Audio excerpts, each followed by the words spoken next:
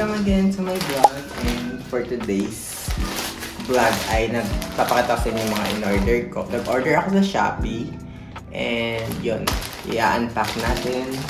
So itong una, actually apat yung order ko, so isa pa lang yung dumating, and pag dumating yung iba, i-video ko na lang ulit. So ito muna ang i-unpack natin. Actually ano naman to medyas, tapos brief.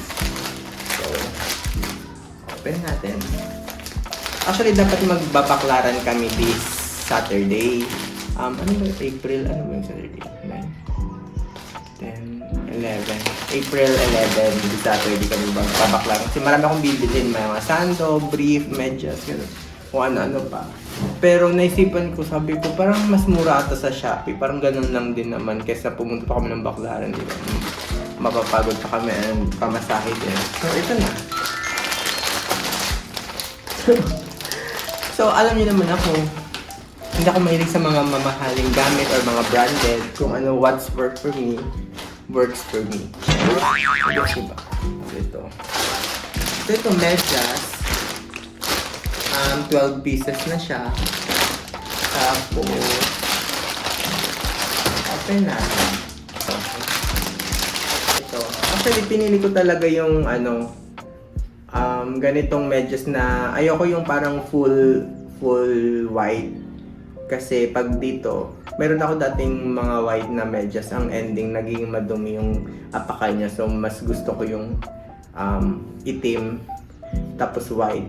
Ayoko din ng black lang na medyas or ganun, gusto ko white tapos ito may itim na, katulad sa mga dating pang medyas. Nakakainis, ang dami ko ng na-vlog ko na tong record, salita ko ng salita, akala ko naka-record. Tapos ko na tong i-explain na underwear, so baka ulit tayo kasi hindi na memory full na pala. So yun, umorder ako ng brief din na 6 pieces.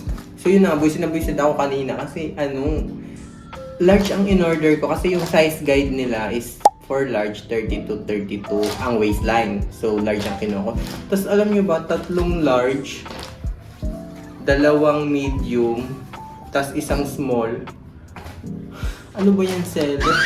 Tapos, tingnan ng liit, tingnan yung pinaka-large nila. Ganito kalaki yung large, ha? Large. Ayan large. Ginagawa mo ba ako, seller? Large pala to. Ano to? Kiddie size na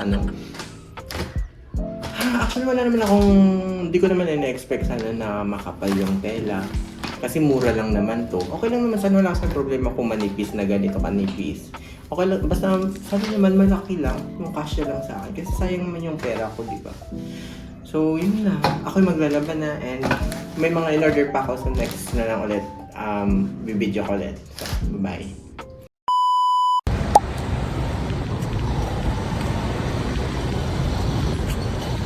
Morning!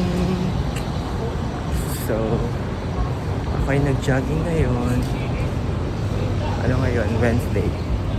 So, kahapon nag-unpack tayo ng Shopee ko. So, yun, tinapon ko na yung mga brief.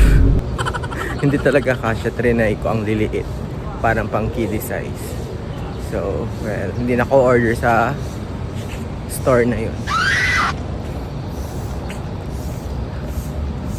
So, samahan nyo na lang muna ako yung mag-exercise.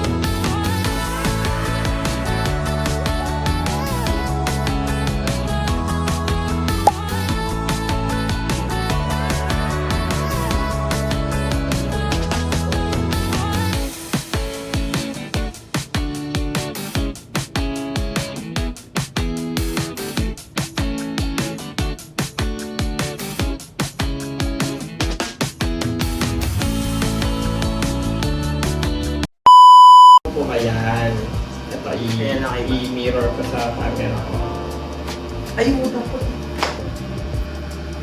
Ano ba bibigyan mo? So, ang daming nangyayari. Ang daming nangyayari sa background ko. May scale, may mga unang. Hayaan nyo na. Ganito talaga pag mahirap. So, dumating na ang aking mga Shopee order at ito sila. At unti-unti natin i-unbox. I-unpack. Yan, so, thumbnail. Yung ano mo naman? Hindi nakikita. Okay, so, unahin natin dito sa... Wait. Ito, actually, yung di ba sabi ko, sando yung orderin ko. So, nag-order ako ng 4 na sando. Ano ko na lang din dito yung price, kung mga magkano. Niluluto ako dun. So, yan. Actually, at least, ay, sabi ko na pala kanina nung nag-jogging ako, tinapon ko na yung mga brief.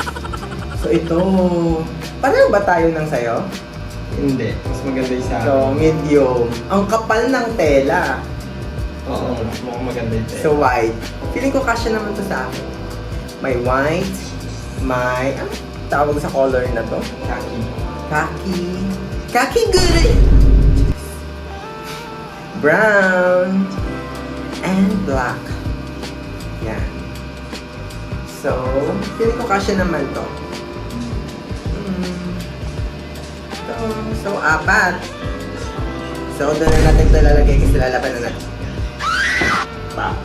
Next, ang in-order kong mga nuts.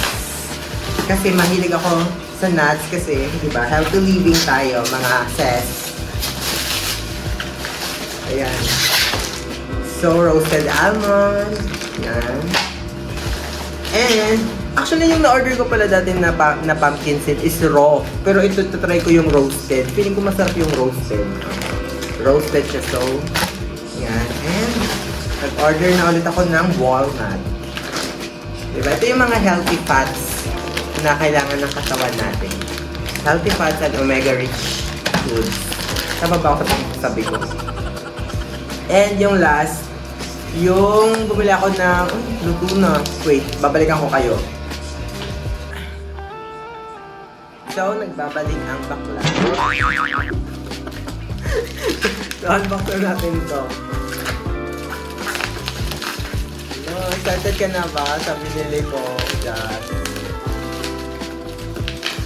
Ito talaga yung pinaka-helpful. Hanggang feeling ko pag nagkabahay tayo magagamit natin.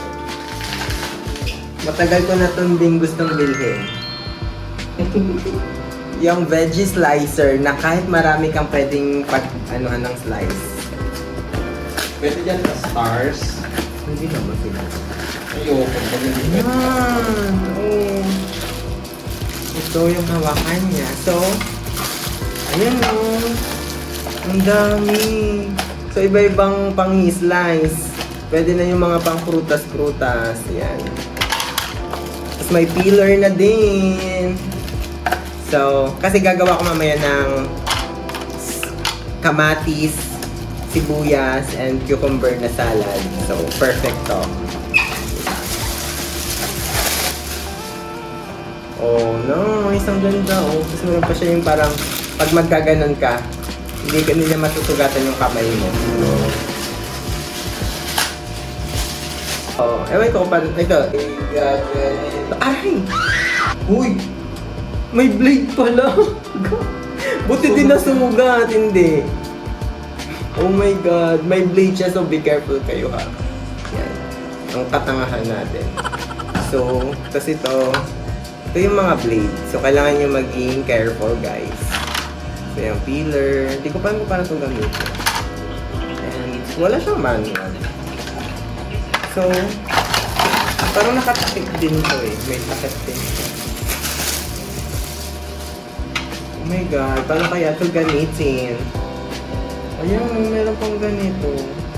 Ipapakita ko sa inyo paano isi-set up kaya ito. So, sample may ganito. Ang ganito pa. Ay, hindi ba? Ah, full memory. Akala ko full memory. Ano lang pala? Yung malulobot na parang 20%. So, hindi ko makita yung sarili ko. Pinagamit ako pa nitong mirror. Basta lang di ko nakita. Ayan. Nagawa akong close up. Medyo okay. Ayan, so gaganito na nga ako. Tapos, example. Yan, ganyan. Tapos, sample ito yung gagamitin natin. Ito ata yung pang long press dito eh. Well, anyway, dito ko lang tatapusin ang video na ito. And, manonood na lang ako sa tutorial sa YouTube. Wala, bye-bye!